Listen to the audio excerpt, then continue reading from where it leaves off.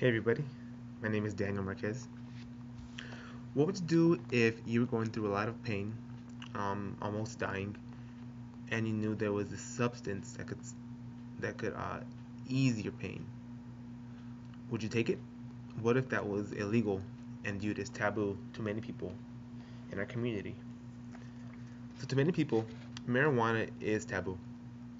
After understanding the history of it as well as understanding the benefits that come with it, a different point of view may be achieved, and it may finally be granted legality across the United States by the federal government.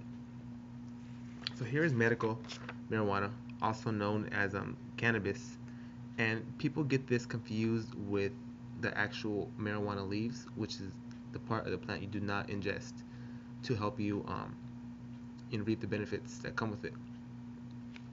So to start off with a brief history, we're gonna go to the 1800s in early colonial America, where marijuana was actually grown as a crop and used to produce rope, sails, and some clothing because of its texture. It was very fine. It was very strong and tough. So it was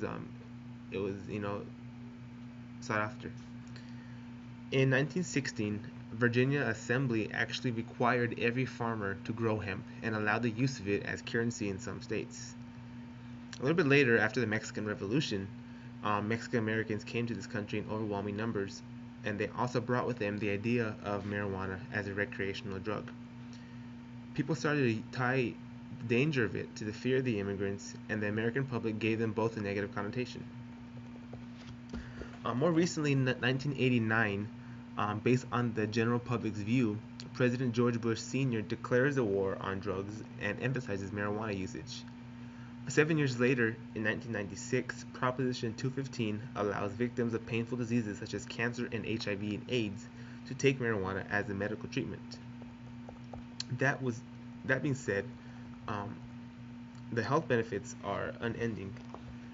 Believe it or not, actually. For cancer, it doesn't actually cure cancer, which is a common misconception, but it helps ease the pain.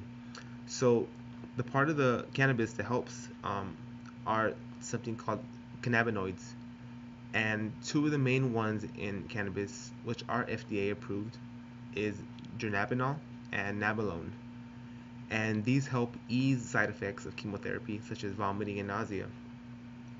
A couple years ago, multiple tests were done through clinical studies in each state individually, and the results were shared with each other, and they found that there was a decrease of vomiting and nausea spells after chemotherapy with those patients that were given medical cannabis compared to the ones who were given nothing. Something to think about. Also, not only does cancer take all the benefits, but it also gives some to people suffering from HIV and AIDS, as well as other diseases. So, numerous universities have done studies and found medical cannabis to help with the pain associated with HIV, and also proof to show an increase in appetite. Appetite is one of the things that takes a big hit when you're suffering with HIV. Another thing that medical cannabis is known to help is seizures, anxiety, and chronic depression. A lot of people use it for PTSD, a lot of veterans, because it helps with the anxiety, like I mentioned before. Not only are we going to benefit from this through our health, but also through our community. The economy alone is going to gain billions of dollars if we legalize marijuana, and that's going to be through taxes by itself.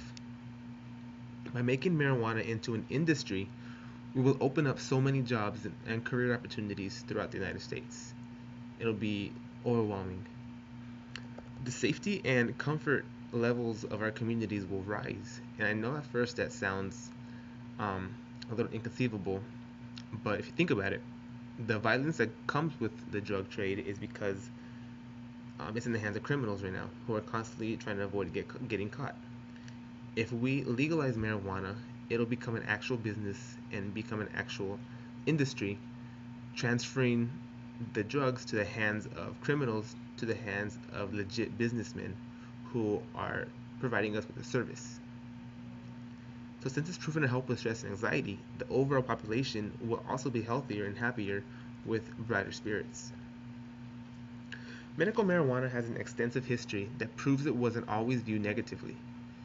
If people would allow themselves to move beyond a negative connotation and understand the benefits it can have towards some of the world's worst diseases known to man, I think it would be better appreciated, which would then eventually lead to federal government legalizing it throughout America, not only in a couple states it is in today. So the age-old question still stands. How far would you go to save your life? Would you allow yourself to disagree with society and do an illegal drug? Would you allow yourself to be seen as taking part in taboo actions? I hope I help persuade you to reconsider your view on this very controversial product that we're going to be seeing a lot of in our near future. Thank you.